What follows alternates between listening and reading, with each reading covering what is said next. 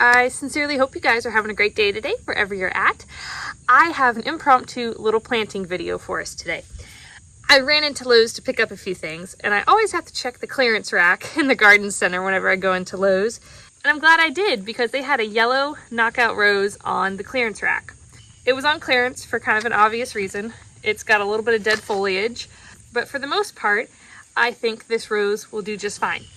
Let me show you guys the tag here. This is the Sunny Knockout Rose. The rose has yellow on the inside of the flower, and on the outside of the petals, it's kind of a white. I'll read the tag to you just a little bit. It says, "The Sunny Knockout Rose delivers flower power like no other, with beauty, bright yellow to pastel, cream-colored flowers that repeat bloom from spring to frost. Plant individually, in a group, or mixed with other perennials, such as shrubs or roses. For best performance, cut back every year." And the requirements is full sun, 6+ hours a day, hardy from zones 4 to 11, flowers yellow to cream, has a citrus scent, and will grow 3 to 4 foot high and 3 to 5 feet wide.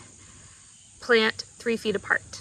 If you saw the little planting video I did at my mom's house the other week, then you know she has lots of red knockout roses all around her home. She's a big fan of the knockout rose, so hopefully this one will do really well here.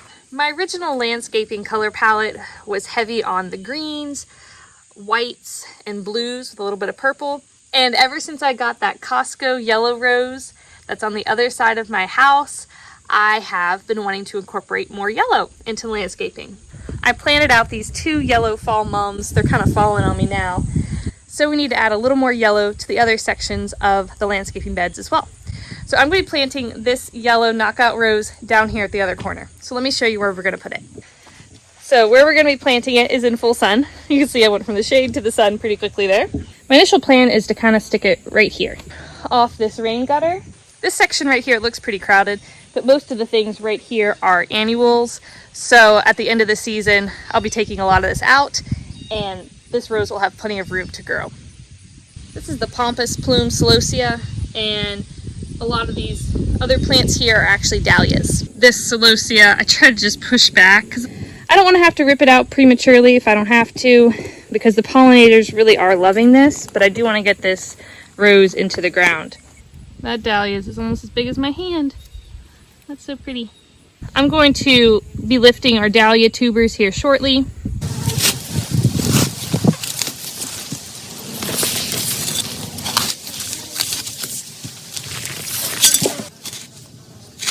I'm going to put a little bit of my Biotone starter fertilizer into the hole before we put this rose in.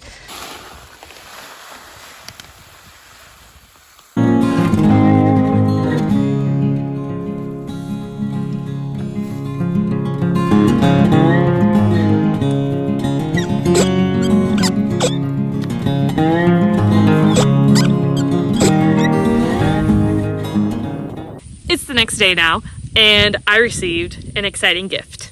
Let me show you. A giant tub of irises. You may have seen a little short video I did a while back where my mom gave me a dog crate full of irises. Well, this time she gave me a large tote full of irises. These are a purple and white colored iris, she said. So we're gonna plant these all over the property today.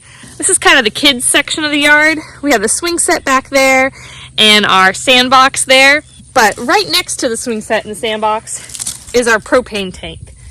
And I have some of these cannas planted all around the propane tank. And I want to plant some of these irises around there too. And then I'll show you where I plant the rest of them. I didn't want to plant anything in this space that would have a super invasive root system. You plant irises fairly close to the surface, so they have a fairly shallow root system. I'm going to trim back the dead foliage and plant them roots facing down and just barely cover the top of the irises. I'm also going to throw a little bit of biotone starter into the hole. It's something I just use whenever I transplant something out. I am always thankful for free plants. We're just starting out on this property, so there's an abundance of little nooks and crannies that could use some extra color.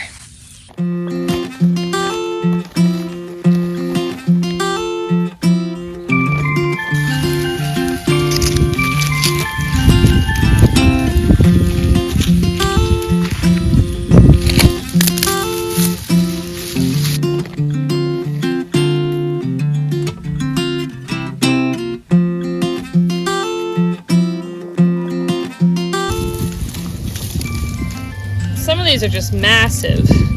On the extra big ones, I just am kind of breaking them off and dividing them into a little bit smaller chunks.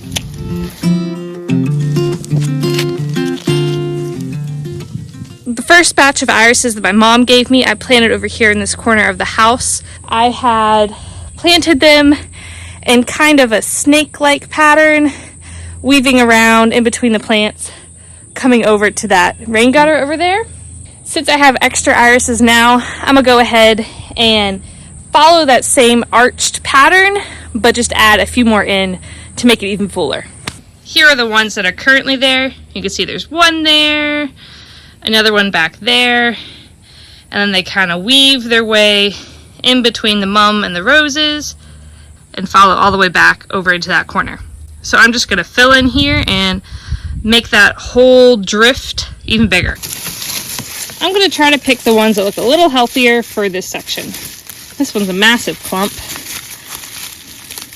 I'm going to divide this up here.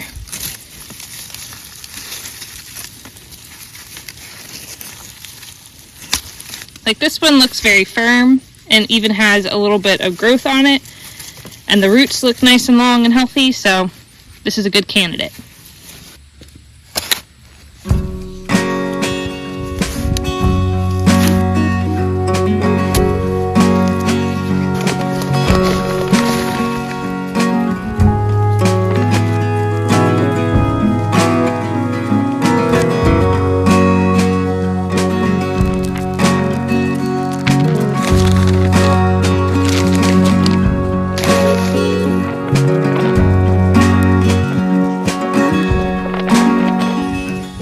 I also found a couple bulbs in here. Not sure what those are, but we're gonna pop them in the ground too.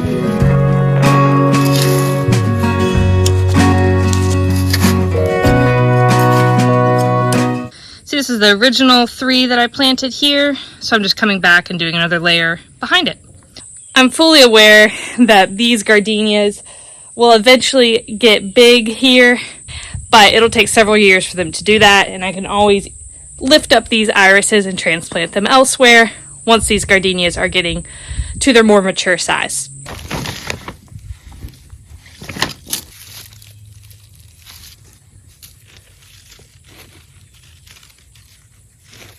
This is our N Pinetta Walker's Low Cat Mint here. I'm going to try to tuck in a few of these irises in between this and the window well, just to hopefully add some vertical kind of green foliage spikes behind it next spring. I'm also going to wrap it around a little bit onto the other side of the window well as well.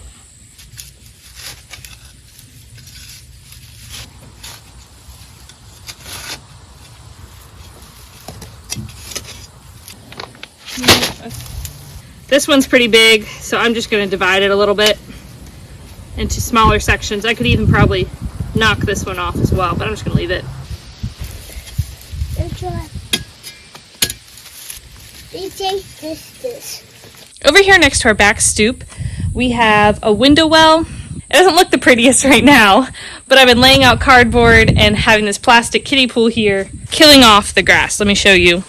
And the plan is to have the sidewalk extend and swoop around here to our back porch. So this will all be one big bed as well. This inflatable pool may not look the prettiest, but it's doing a great job killing off all the grass.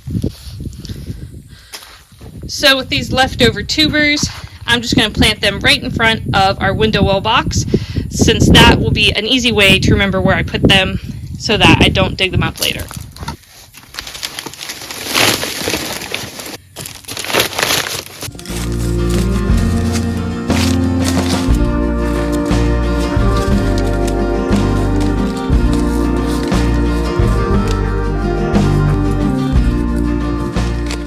You can't beat 50% off and free plants.